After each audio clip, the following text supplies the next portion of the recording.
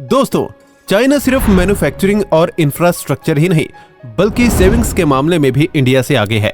जहां चाइना का gross savings rate 44.3% है, वहीं इंडिया का ग्रॉस सेविंग्स रेट 30.2% है। जबकि चाइनीज लोगों की स्टैंडर्ड ऑफ लिविंग और लाइफस्टाइल हम इंडियन से काफी एडवांस और अच्छी है। तो सवाल ये आता है कि अच्छी लाइफस्टाइल जीने के साथ साथ चाइनीज कैसे अपने सेविंग्स को मैनेज करते हैं।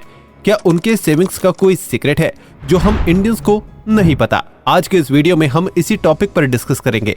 साथ ही इस वीडियो में मैं आपको the Chinese way to wealth and prosperity book से कुछ ऐसे तरीके बताऊंगा जिससे आप भी चाइनीज लोगों की तरह अपने पैसों को सेव कर पाएंगे। तो वीडियो को एंड तक देखिएगा। So let's start.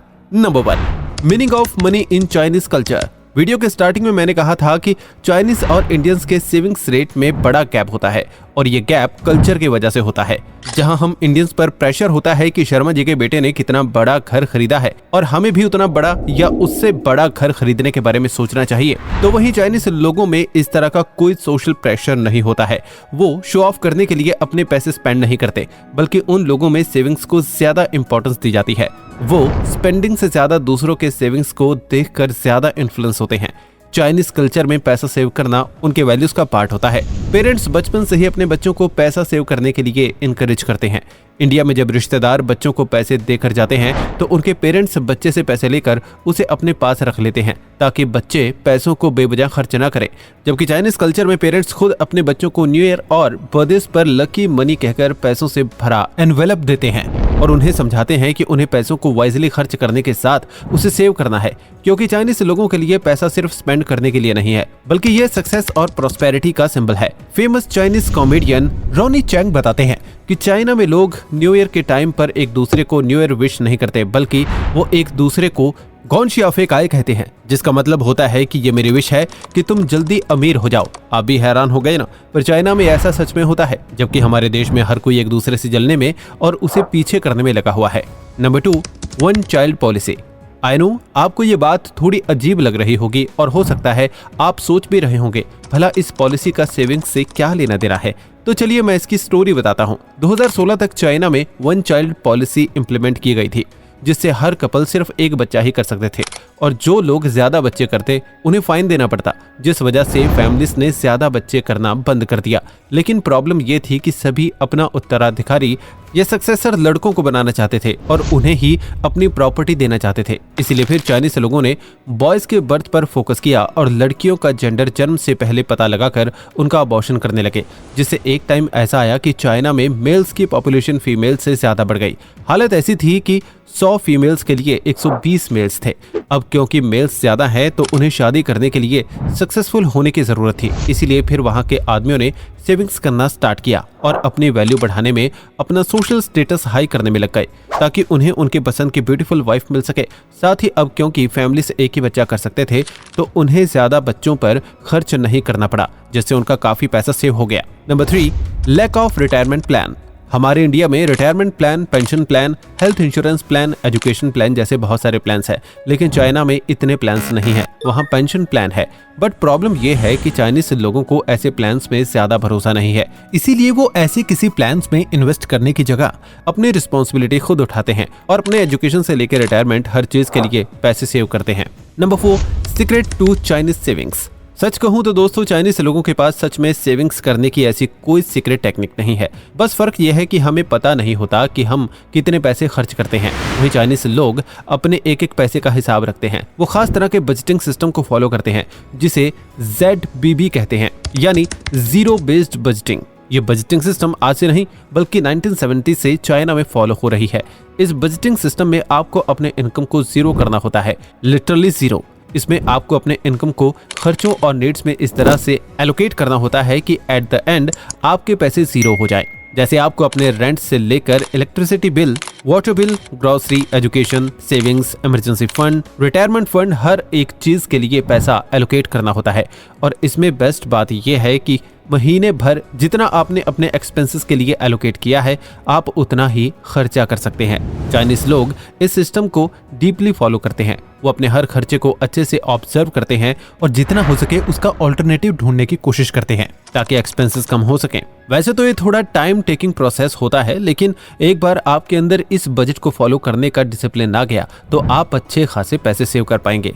Number 5, follow the 10:1 rule.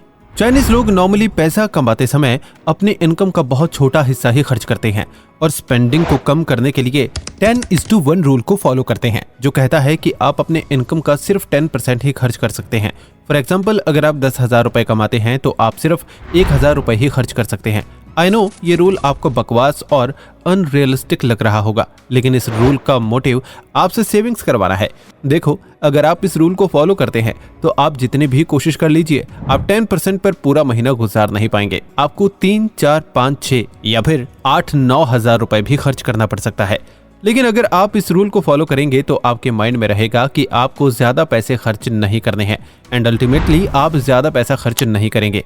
हालांकि इस रूल को फॉलो करने के लिए ऑनेस्टली आपको कंजूसों की तरह रहना होगा और चाइनीज लोग ऐसा करते भी हैं क्योंकि उन्हें कैसे भी सेविंग्स करनी होती है ताकि उन्हें कभी भूखा ना सोना पड़े। इस रूल से पैसे बचते तो हैं, लेकिन एक टाइम के बाद ये आपके अंदर स्कैरसिटी माइंडसेट डेवलप कर देता है। मतलब कुछ टाइम के बाद पैसा बचाना आपकी आदत बन जाती है और आपके माइंड में ऐसा पैटर्न बन जाता है कि आपको कम में ही अपना सारा कुछ चलाना है। तो इसका सोल्यूशन ये है कि आप शुरू में इस रूल को फॉलो करके पैसे सेव करो। देन जब आपकी इनकम बढ़े आप एबंडेंस माइंडसेट अपना लो, यानी खुद को ये कहो कि आपके पास पैसे कमाने के और भी रास्ते हैं। Number 6, prioritise needs over wants. Chinese लोग अपने वांट्स से ज्यादा पैसा उन चीजों पर खर्च करते हैं जिसकी उन्हें जरूरत होती है। उन्हें क्लियरली पता होता है कि उनकी नीड्स क्या हैं और उनके वांट्स क्या हैं। वो हेल्थ, मेडिसिन, क्लोथ्स जैसी चीजों पर पैसे खर्च करते हैं। लेकिन अब कोई कपड़ों की नीड्स बोलकर ब्रांडेड कपड़े लेगा तो ऐसा चाइना में नहीं होता है। इसका मतलब ये है कि चाइनीज उन चीजों पे ज्यादा स्पेंड नहीं करते हैं जो बहुत फैंसी होते हैं, बल्कि वो सिंपल चीजें खरीदते हैं जिससे उनका काम निकल जाए। एंड इन केस अगर उन्हें कोई चीज पसंद आ भी जाती है तो वे ऐसे ही किसी चीज पर पैसे खर्च करते हैं जिससे उन्हें वैल्यू मिले।